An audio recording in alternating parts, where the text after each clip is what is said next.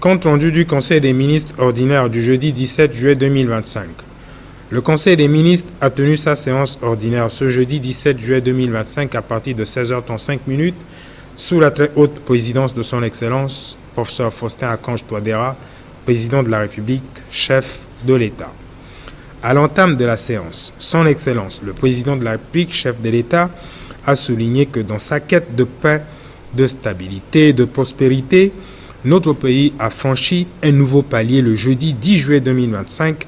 avec la réintégration dans l'accord politique pour la paix et la réconciliation en Centrafrique de deux groupes armés, à savoir l'Union pour la paix en Centrafrique, UPC, et le retour, réclamation et réhabilitation, 3 heures. Tout en rappelant les acquis tangibles enregistrés dans l'intérêt bien compris de nos populations et de la restauration de l'autorité de l'État, son Excellence, le président de la République, chef de l'État, a réaffirmé que l'APPR garde 6 ans après sa signature toute sa pertinence en tant que cadre de référence pour la paix et la stabilité dans notre pays. À ce titre, le chef de l'État a mesuré la juste valeur des efforts accomplis par le gouvernement ainsi que de l'appui et du concours remarquable des garants, des facilitateurs et acteurs des comités de mise en œuvre préfectoraux engagés en faveur de l'accord politique pour la paix et la réconciliation en Centrafrique, en dépit des contraintes et des aléas qui ont émaillé l'exécution de l'accord. Le président de la République, chef de l'État, a particulièrement salué les bons offices des autorités tchadiennes, entreprises sous l'impulsion de son homologue, son Excellence, Maréchal Mahamat Idriss Déby Itno, président de la République, sœur du Tchad, lesquels offices ont permis de faciliter les pourparlers et la réintégration des deux groupes armés précités dans l'accord politique pour la paix et la réconciliation. Il a en outre demandé aux membres du gouvernement de ne ménager aucun effort pour promouvoir les vertus de la paix et les opportunités de stabilité qui fondent la lettre et l'esprit de l'accord politique pour la paix et la réconciliation, à l'antipode de la posture anti-républicaine et obscurantiste incarnée par des campagnes fallacieuses de désinformation et de propagande à des fins subversives. Suite aux communications de son Excellence, le président de la République, chef de l'État, les délibérations du Conseil siégeant sous sa très haute présidence se sont articulées autour des points suivants inscrits à l'ordre du jour. 1. Les dossiers à examiner. 2. Les communications ministérielles. 3. Les divers. L'établissement de l'ordre du jour a été précédé avec l'autorisation de son Excellence le président de la République, chef de l'État, de la présentation par le ministre chargé du secrétariat général du gouvernement et des relations avec les institutions de la République de la position des membres du gouvernement absents. Au titre des dossiers à examiner, ministère de l'administration du territoire, de la décentralisation et du développement local. Autorisé par son Excellence, le président de la République, chef de l'État, à prendre la parole, le ministre chargé de l'administration du territoire, de la décentralisation et du développement local a soumis à l'examen du Conseil un projet de décret portant déclaration d'utilité publique d'une zone non bâtie relevant du titre foncier numéro 3281, 6 dans la commune de Bégua. Le ministre a indiqué que la loi numéro 21.001 du 21 janvier 2021 relative aux circonscriptions administratives étend la région de Bangui aux communes de Bimbo et Bégua. Avec cette extension, le Grand Bangui fait face à de multiples défis dont l'insuffisance d'équipements collectifs de diverses natures. La commune de Bégua, à l'instar d'autres communes, est une parfaite illustration du phénomène, accentuée par une densité démographique ascendante et une forte densification d'occupation des zones urbaines. À défaut d'espace servant de marché, la voie publique est envahie par des installations marchandes et commerciales qui font obstruction et créent engorgement et encombrement à l'entrée et la sortie nord de la capitale au niveau de PK12. Dans le but d'apporter une solution viable à ce problème d'infrastructure collective dans la commune de Bégua, la partie non bâtie relevant du titre foncier numéro 3281, couvrant une superficie de 25 415 m² a été identifiée. En vertu de la loi numéro 61/262 du 23 décembre 1961 portant dispositions relatives à l'expropriation pour cause d'utilité publique, l'expropriation d'immeubles en tout ou partie ou de droits réels immobiliers ne peut être prononcée qu'autant qu'elle aura été précédée d'une déclaration d'utilité publique par décret pris en Conseil des ministres. Telles sont les circonstances de droit et de fait sur lesquelles se fondent l'argumentaire et l'exposé des motifs du projet de décret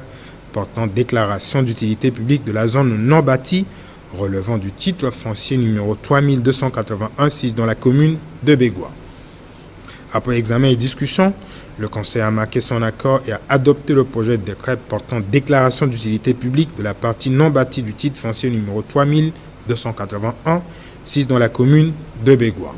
Il sera soumis à la signature de son Excellence, le Président de la République, chef de l'État. Ministère des Finances et du Budget. Invité par son Excellence, le Président de la République, chef de l'État, à prendre la parole, le ministre chargé des Finances et du Budget a soumis à l'examen du Conseil une note relative à la préparation et l'accueil à Bangui du caucus africain. Créé en 1963 par les gouverneurs africains aux assemblées annuelles du Fonds monétaire international et de la Banque internationale pour la reconstruction et le développement,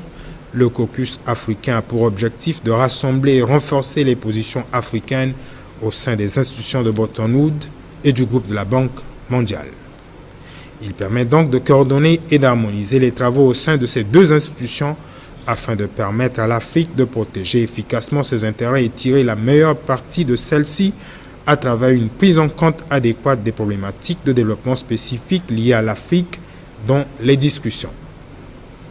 Les assises du caucus africain organisées annuellement par un pays africain suivant le principe de rotation rassemblent tous les gouverneurs africains du Fonds monétaire international et du groupe de la Banque mondiale, les gouverneurs des banques centrales ainsi que les principaux responsables des institutions de Bretton Woods. La République centrafricaine a progressivement assuré les fonctions de deuxième vice-président, de premier vice-président et de président actuellement en exercice. En 2024, le passage de témoin entre le président sortant, le ministre fédéral des Finances nigérian,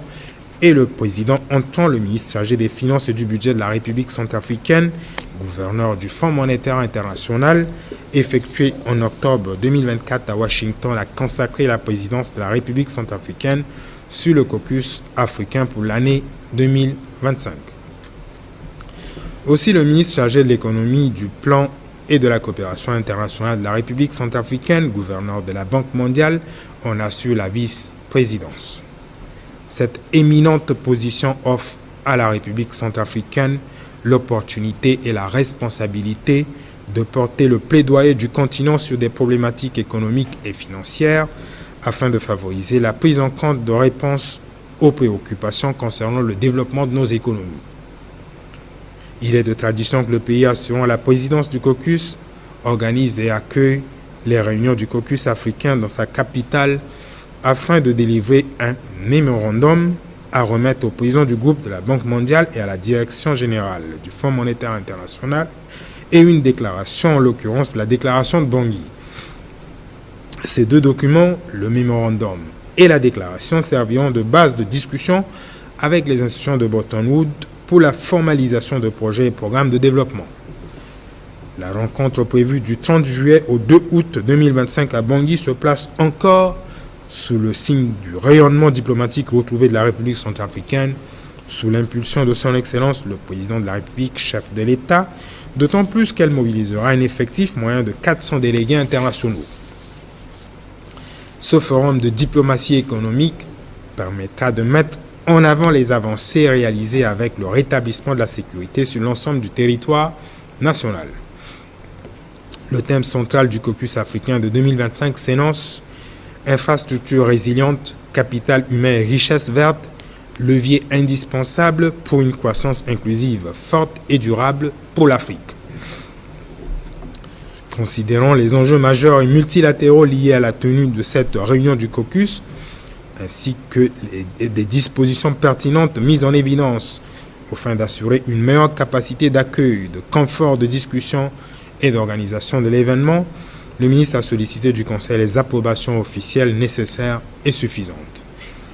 En résumé, après débat, le Conseil a marqué son accord et a autorisé les diligences à accomplir en vue de la mobilisation des moyens nécessaires et suffisants pour l'organisation et la réussite de la session 2025 du caucus africain à Bangui. Au titre des communications ministérielles, le ministre d'État chargé de la justice, de la promotion des droits humains et de la bonne gouvernance, garde des Sceaux, président du comité mixte chargé des travaux préparatoires du sommet ordinaire des chefs d'État de la communauté économique et monétaire de l'Afrique centrale, a présenté au Conseil un point d'étape des travaux préparatoires. Les évolutions notables indiquent la livraison en cours de moyens logistiques, de kits d'accueil au standard VVIP et d'équipements divers, ainsi que d'autres biens et services incluant la couverture réseau mobile et de connectivité, la fourniture d'électricité et l'approvisionnement en eau. Le comité mixte s'attelle à l'acheminement de la documentation préliminaire incluant l'ordre du jour et les invitations revêtues des sceaux du président en exercice à l'attention de ses pairs de l'espace communautaire. Parallèlement, le comité mixte s'active à finaliser en liaison avec le gouvernement de la Commission la revue scientifique des supports d'intervention et de délibération destinés à la facilitation des échanges pour les segments de haut niveau de la conférence.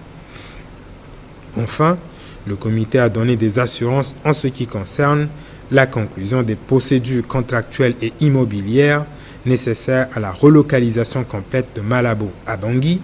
du personnel de la Commission, conformément à la décision statutaire de la conférence des chefs d'État de la CEMAC. Le Conseil en a pris acte. Le ministre chargé de l'économie, du plan et de la coopération internationale a présenté au Conseil l'état des lieux des activités préparatoires à la table ronde des investisseurs autour du plan national de développement prévu pour se tenir du 14 au 15 septembre 2025 à Casablanca au Maroc. Dans cette perspective, des communications et appels à participation ont été diffusés à l'occasion d'une rencontre de haut niveau à Washington le 24 avril 2025, de rencontres bilatérales en marge de l'Assemblée générale de la BAD à Abidjan du 26 au 30 mai 2025 et des dîners d'affaires en marge du sommet d'affaires États-Unis-Afrique à Luanda en Angola du 22 au 26 juin 2025. Les communications et appels à participation via ces enceintes internationales et préalables à la table ronde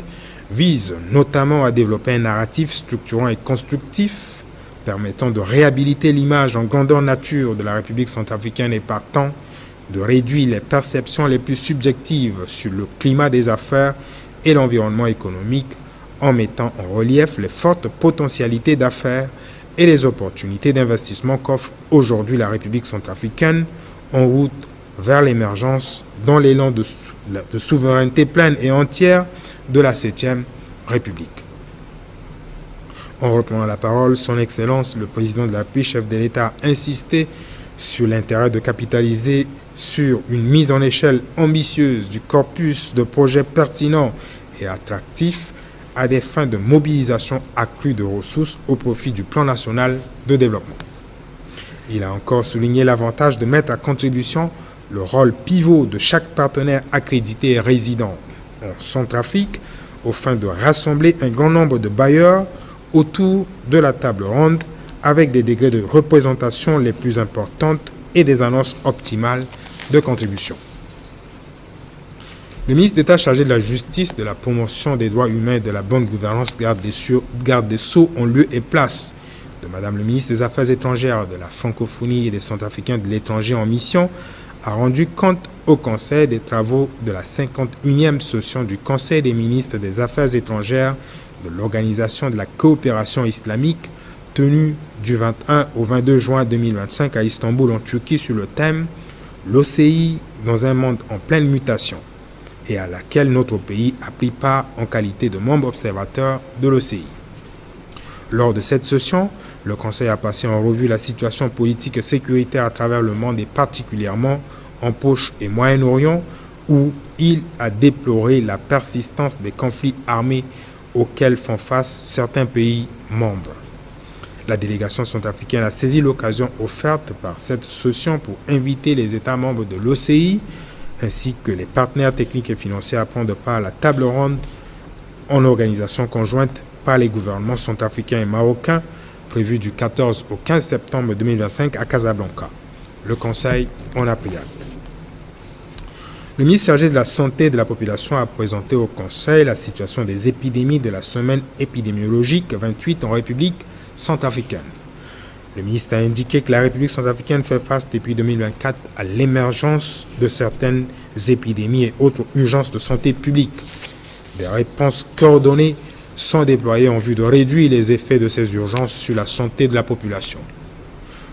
Concernant les prises en charge médicales et psychosociales consécutives au drame survenu le 25 juin 2025 au lycée Barthélemy Boganda de Bangui,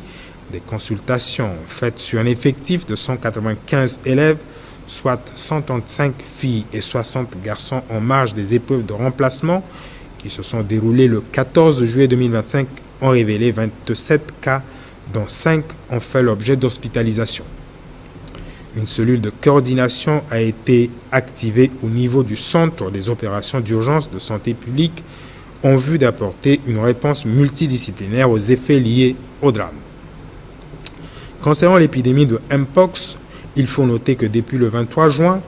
date de la nouvelle résurgence, il a été enregistré 15 nouveaux cas suspects, dont 7 cas confirmés,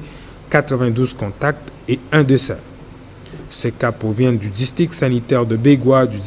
district sanitaire de Bimbo et du district sanitaire de Bangui 1. Le suivi des contacts et la prise en charge holistique des cas sont en cours. Le Conseil en a pris acte. Le ministre chargé de l'administration du territoire, de la décentralisation et du développement local, coordonnateur de l'opération Kwati-Kodro, a rendu compte des activités de l'opération Kwati-Kodro du samedi 12 juillet 2025. Le samedi 12 juillet 2025,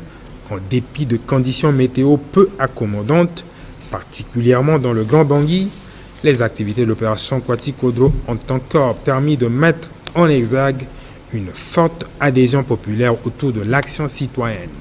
impulsée par son Excellence le Président de la République, chef de l'État en faveur de la salubrité et de l'assainissement. Dans les 9 arrondissements de Bangui ainsi qu'à Bimbo et Bégua, les activités étaient concentrées sur le désherbage, le curage, le ramassage d'ordures, le nettoyage d'espaces publics et le déguerpissement des services informels installés anarchiquement aux abords des artères, avec le soutien logistique de la mairie de Bangui, de l'Office national du matériel et de la coordination technique de l'opération Kwati-Kodro. En particulier dans le Grand Bangui, les activités de l'opération Kwati-Kodro ont connu une implication exemplaire des membres du gouvernement, au rang desquels le ministre d'État chargé de la Justice, de la promotion des droits humains et de la bonne gouvernance, garde des Sceaux, le ministre chargé de la Santé et de la Population qui ont participé à l'opération Kwati-Kodro dans le 2e arrondissement et le 5e arrondissement, le ministre chargé de l'économie numérique, des postes et télécommunications et le ministre chargé des petites et moyennes entreprises qui ont participé à l'opération Kwati-Kodro dans le 4e arrondissement. On notait encore la participation assidue d'associations engagées en faveur de l'opération Kwati-Kodro, à savoir l'Observatoire MCU du ministère des Arts, de la Culture et du Tourisme, l'Amicale des femmes MCU du ministère de l'Administration du Territoire, de la Décentralisation et du Développement local, l'association Touadéra Merci, l'association Sewa Touadéra Doit Rester du marché central de Bangui, des associations de Koli et Waligara, Bebogouin, Nadona Bebuka, Mamboko na Mamboko, Kozafat, Kokafat, AJVD, Touadéra Alim Minakwaso, Touadéra Nouvelle Génération, Rassemblement des soutiens à Touadéra, Touadéra le transformateur de Centrafrique, Touadéra Nouvelle Vision pour la jeunesse, Kiné Kiné, Patriote, Wali Molondo et Maï. Le bureau politique du Parti d'action pour le développement était également en action au niveau de l'école normale supérieure de Bangui. À l'intérieur de notre pays, les activités de l'opération Kwati-Kodro étaient menées à Bouka, Bria, Boda, Bombari, Berberati, Kagabandoro, Bois, Nola, Pawa et Sibut, sous la supervision des gouverneurs, préfets, sous-préfets, maires et des autorités locales, avec la participation des associations affiliées à l'opération Kwati-Kodro. Le Conseil en a pris acte. Au titre des divers, le ministre chargé du Commerce et de l'Industrie a relevé la problématique de hausse continue du prix du ciment et annoncé une intervention réglementaire conservatoire aux fins de stabiliser le niveau de prix en attendant des mesures coordonnées à l'effet d'apporter une solution structurelle à la situation qui impacte négativement le comportement des consommateurs et d'autres acteurs du secteur du bâtiment. Le président de la République, chef de l'État, a instruit le ministre chargé du Commerce et de l'Industrie de documenter la problématique en vue d'une appréciation plus fine en Conseil. Le ministre chargé de l'action humanitaire, de la solidarité et de la réconciliation nationale a informé le Conseil des actions de solidarité, d'assistance et d'urgence entreprises en liaison avec des partenaires humanitaires en faveur de ménages sinistrés tant à Bangui qu'en province après les inondations enregistrées durant ces derniers jours dans plusieurs localités. Le ministre d'État chargé de l'Éducation nationale a informé le Conseil du bon déroulement des épreuves de remplacement suite à l'interruption de la session 2025 du baccalauréat dû au drame survenu le 25 juin 2025 au lycée Barthélemy Boganda de Bangui, en dépit de certaines tentatives de perturbation. Les résultats du premier tour de l'examen pour l'ensemble des centres répartis sur l'ensemble du territoire national sont attendus dans 2 semaines.